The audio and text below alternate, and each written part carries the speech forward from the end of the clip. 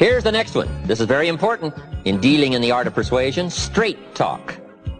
I don't think any of us mind anymore, do we, in saying, let's tell it like it is. Doesn't almost everybody make the comment, level with me? Tell it like it is. Put it on the line. And that was one of the great experiences I had in meeting this incredible gentleman, Mr. Schoaf, when I was 25 years old. Mr. Schoaf only went to the 8th grade in school, so we put things in very simple language. But I tell you what he did do. He laid it on the line. He said, Mr. Owen, if you're 25 years old and you're an American male and you've been to high school and 1 year of college and you're not at least a third of your way towards your fortune, he said, isn't something wrong? Now, see, I'd never looked at it like that before. As being wrong, he said, something's wrong, right? And he said, there's nothing wrong with the country and nothing wrong with the companies and there's nothing wrong with the banks and the money, but there's something wrong with your plan. There's nothing wrong with you, but there's something wrong with your thinking, something wrong with your plan.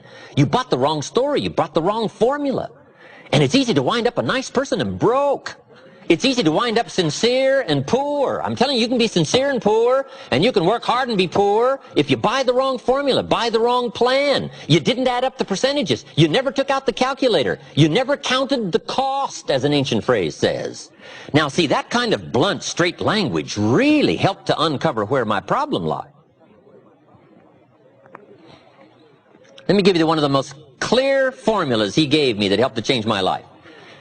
We deal in what we call basics in one of my lectures. Basics, fundamentals. And there's just a few fundamentals. And there aren't any new fundamentals.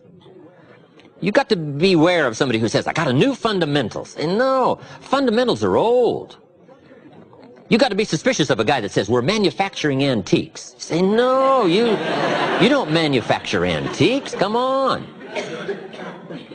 Here's one of the greatest of basics and fundamentals. It comes from an ancient Bible phrase. Here's what it says. Whatever you sow, you will reap. We call it simply the law of sowing and reaping. Right? Simply put, the law of sowing and reaping. Now then, Mr. Schoaf said to me, Mr. Owen, there's another way to quote this law that may very well help to discover where the problem lies. I said, okay, I'm ready. Here's what he said. It's also quoted like this. Whatever you reap is what you've sown. I thought, wow, I never thought about that. Now there went my list of all the things I blame for my current circumstances. If you don't like the crop, who do you look up? Answer, whoever planted it. And where do you find who planted your crop? Answer, in the mirror. That's where you go come fall, come harvest time. You go to the mirror, and if necessary, you say, a few skinny carrots? I got to be unimpressed. Where were you last spring? Asleep. Didn't you read the books? Did you break your hoe? Now, we call this straight.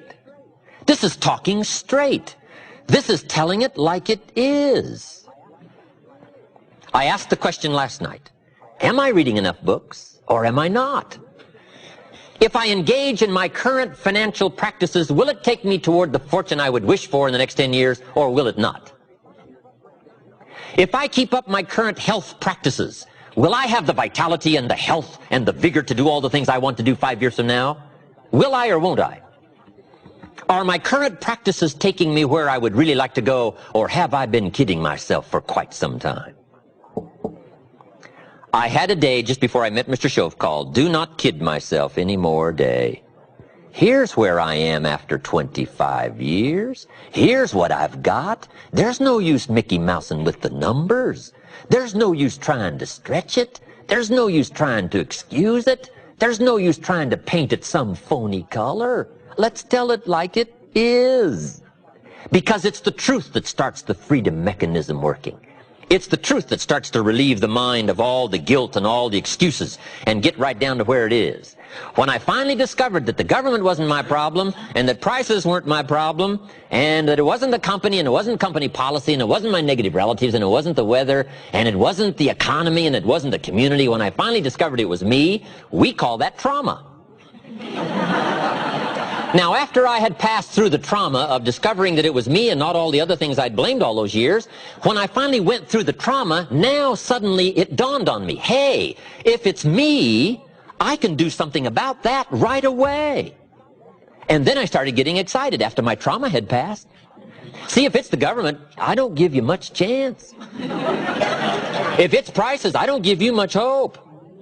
If it's other people, I don't give you much of a chance, because I'm telling you, it probably isn't going to change. It's going to be about like it's always been, right? Opportunity mixed with difficulty. So if all those things are going to remain in place the next few years, which I imagine they will, the only change that is really going to dramatically affect your life is you. Mr. Shove said to me, Mr. Owen, if it isn't going well for you, you don't say, what's wrong out there? You say, what's wrong in here? There's a Black Heritage spiritual that says, it's not my mother nor my father. It's not my brother nor my sister. It's me. What a revelation.